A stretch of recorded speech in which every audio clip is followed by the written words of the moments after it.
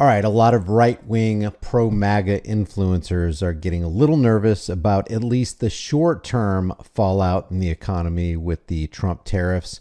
I haven't seen all this, but here is CBS weighing in, and then we're going to look at leftist progressive propagandist Dave Pakman as he talks about people like Joe Rogan kind of getting a little iffy about what Trump's doing with the economy. Welcome back to America Decides. Republicans, it's fair to say, exercised sort of outsized influence in the last presidential election cycle. Well, now some of those influencers who helped President Trump capture the so-called bro vote, well, they're a little displeased about all this tariffs. Let's listen. I'm down $7 million in stocks and crypto. If this was Biden, and he did some sort of scheme like this, a test scheme, what do you want to call it? He did tariffs, and he absolutely tanked the stock market. He would be getting crucified. In front of the line would be Trump. It is a tax paid for by... And that is absolutely true. You know it's true. If Biden did this, Donald Trump wouldn't stop truth socialing about it. He would take every opportunity, if there was a camera in his face, to let the American people know how horrible Joe Biden is being. Again, this is the Left versus Right Dog and Pony Show. I'm not on the left. I'm not on the right. We're just going to assess the facts as they present themselves. Americans. So this is a massive tax increase on American consumers. That's what it is. I want to bring in our political panel, Joel Payne and Kevin Sheridan. Joel, CBS News political contributor, Democratic strategist. Kevin, among other tasks, former spokesperson for the Republican National Committee and a former senior advisor for way back when, Romney-Ryan 2012. Back by popular demand. Gentlemen, you were here earlier this week. So, Kevin, I asked you a couple of days ago how this was all playing. We've had 2 down days on the stock market. So how's it playing? I think a little nervousness is starting to get into the Republican members on the Hill. You've heard, Ted Cruz and we're going to get to that in a second. Paul were Let me just show you real quick what they're talking about. There's been 2 severe down days. The first day was about 1,700 points. The second one was about 2,200 points for a total of almost 4,000 points. Just on the Dow alone, the Dow on Friday lost 5.5%. That's pretty big beans. If we go below 37,786, which is the low in the last year, we will completely erase. And we're not far from that. We're at 38,314. So if we lose another 600 or 700, they're going to erase all the gains from the Dow in the past year. After that, you've got the next support is probably about 33, 32. If we go below that, pretty much all bets are off. If you want to erase all of the gains on the Dow for the last 5 years, we got to lose another 13,000 points to 22,000, it looks like. Yeah, about 16,000 points. So let's get back to this. They're suggesting that Donald Trump's cabinet is talking about restructuring the economy under a new Bretton Woods. Remember Bretton Woods? That's where they established the world reserve currency and pegged it to $35 an ounce gold. expressing some concerns. Look, Republicans don't like tariffs. That's just been we don't like taxes and we don't like tariffs. But if this is a means to an end that they can articulate, the White House can articulate and assure Republicans and his base that this is going to provide jobs and manufacturing in the United States. Every one of these countries, every company can get around these tariffs. They just have to build here. If that's feasible in some industries, I think you're going to start to see announcements around that. If you listen to Scott Bessent, the Treasury Secretary, it sounds like they've got a bigger plan, a total reorder of the world trading system, another Bretton Woods that's coming. So, reorder of the world trading system. Almost sounds like a plan. Check this out. You know, this isn't really a cause for celebration, but it's very much worth paying attention to. Joe Rogan, a guy who platformed Trump, endorsed Trump, voted for Trump, and spent a while saying horrible things about Joe Biden, is now suddenly realizing that deporting innocent people to a violent El Salvador mega prison is, quote, horrific. We talked about that a couple of days ago. In addition to this, you've got Dave Portnoy, the pizza guy from Barstool Sports, another Trump supporter, who has now gone off on Trump and his administration over Signalgate. We're going to review these two clips, but the big picture is that there are some major pro-Trump influencers. They're not turning on Trump, but they're expressing skepticism that this is the right approach for how to run an administration. So let's start with the Rogan video. And first of all, Dave Pakman is not going to talk about this. Nobody should have supported Donald Trump in the first place because of who his backers are, because of who he's beholden to.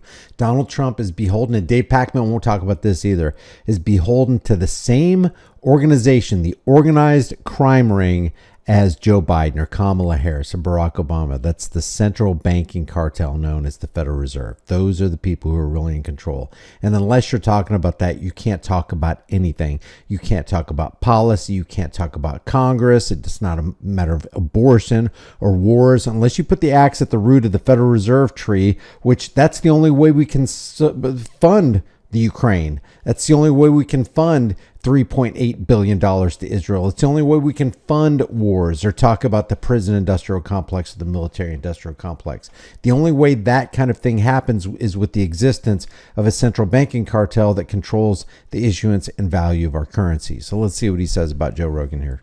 If you watched or listened to the show 2 days ago, we talked about this already. Here is Rogan with the guys from Trigonometry saying the deportation stuff is a disaster. But the thing is, like, you got to get scared that people who are not criminals are getting, like, lassoed up and deported. And that's common sense.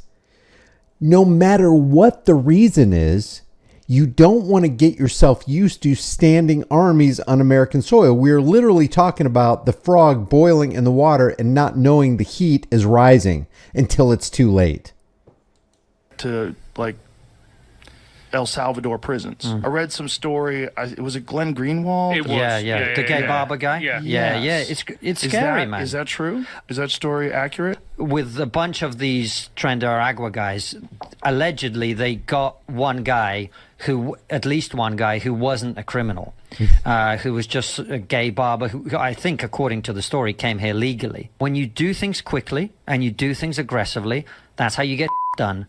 But that's also when mistakes get made. Right. And I think a human being being plucked out of nowhere and ending up in a country he's never been in a maximum security prison with gang members, seems like a bad thing to happen to me. It's horrific. No matter what the reason is, because there's always a rationale, there's always a justification, there's always an excuse for government to do things, and usually that excuse is the safety of the people, the general welfare. The general welfare of the people will always be the cry of tyrants. That's always going to be the excuse of people who want to gain control over you. And isn't it better to have 9 guilty go free than to lock up and imprison and take the rights away and jeopardize the life of one innocent man? It's horrific. I don't think that should be It truly is horrific. controversial. No, that's not controversial at all. Again, that's bad for the cause. Like, the cause is, let's get the gang members out. Everybody agrees. But let's not innocent gay hairdressers get lumped up with the gangs. And then, like, how long before that guy can get out? Is there any plan in place to alert the authorities? Why does it matter that the guy is gay? Is he an American? Is he innocent? What does it matter what his sexual preferences are? I mean, are you going to say heterosexual hairdresser? This is so crazy to me. That they've made a horrible mistake and correct it? Well, if you think about it from a government perspective, and this is where I think it gets quite sinister, is once you've done that, the incentive structure is never going to be to admit that and deal with it. The incentive structure is to say nothing, to cover it up, to pretend it didn't happen. Of course. This is horrible. So we talked about this 2 days ago. As I explained to you, on the one hand, credit to Rogan for pointing this out. On the other hand, Rogan voted for Trump.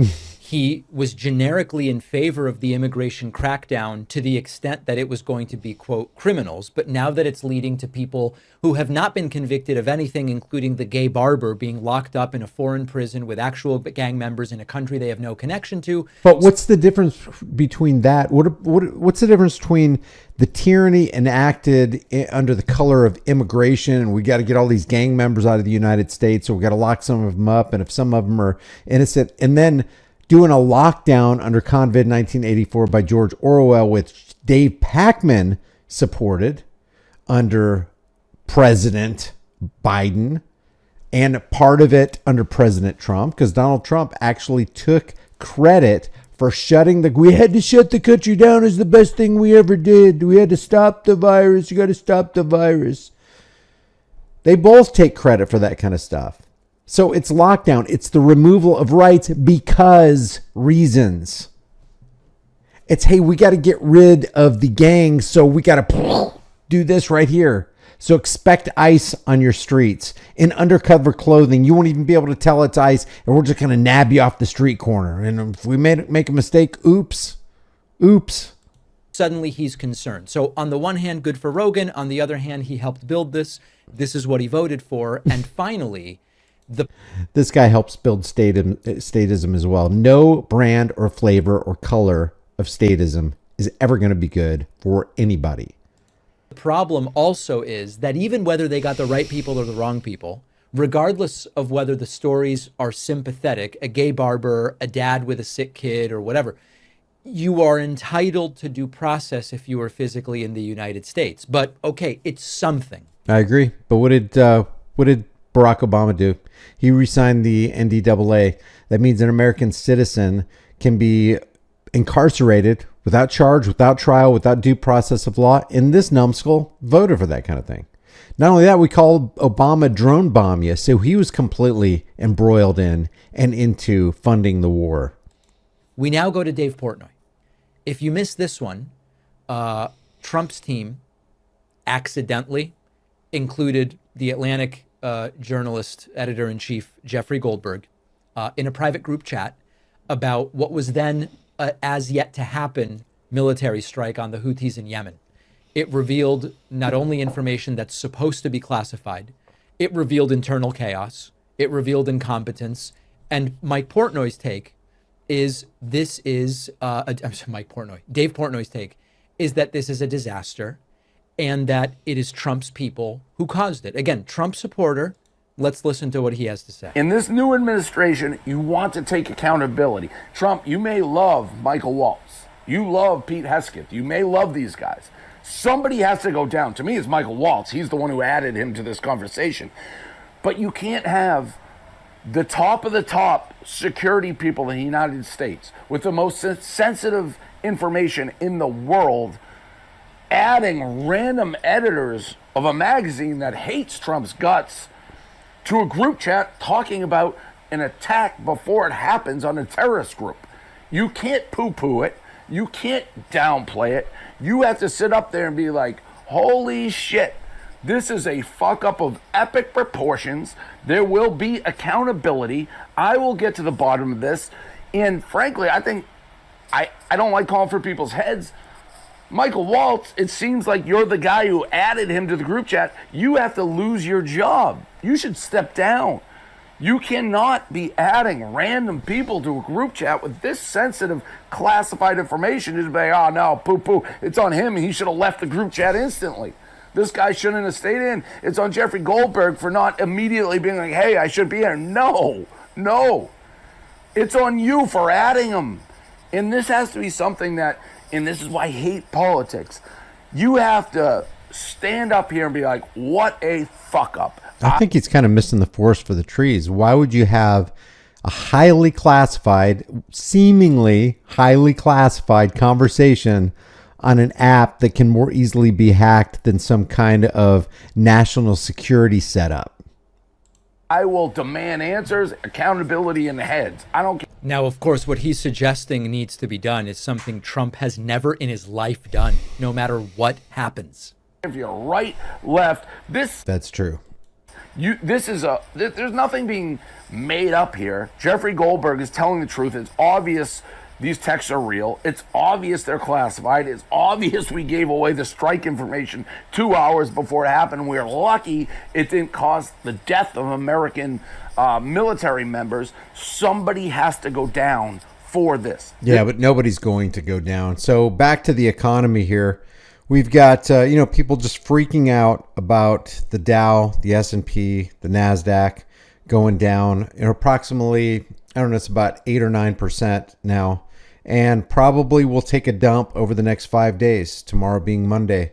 It'd be interesting to see what the market opens up at. About this, Donald Trump was as clear as day. He said this pretty much every day to any person, any reporter, For any 40 voter, years. that he could say for 40 years, but particularly for the last 2 years of a presidential campaign. Did these people not realize who they were voting for? Right. Did Mike Johnson not realize the type of president that he was giving away all of his power to? When you say tariff is the most beautiful word in the English language. That seems pretty, that's pretty direct. Look, So taxes against the people, the American people, is the most beautiful language in the world. Again, I'm not for CBS News. I'm not for Dave Packman and the leftist propagandists and the rightist propagandists. We got to assess all this stuff being spilled out before us on the television, on the internet, and we got to figure out what the heck is going on, because there's a lot of people grumbling behind the scenes. There's a lot of major protests happening around the world, anti-Trump protests. And again, people missing the forest for the trees. They're getting all caught up with the puppet show, and they're not paying attention to the marionette makers and the puppet masters behind the curtain animating those puppets. Hey, if you can do me a favor, help me grow this channel, just like this video, share this video. It's absolutely free. If you get something out of it, if you got a comment, if you got a correction or whatever, put it in the comment section below. It really helps with the algorithm. Subscribe to the channel, hit the bell notification so you can be alerted anytime I upload a video, and I will see you in the next video.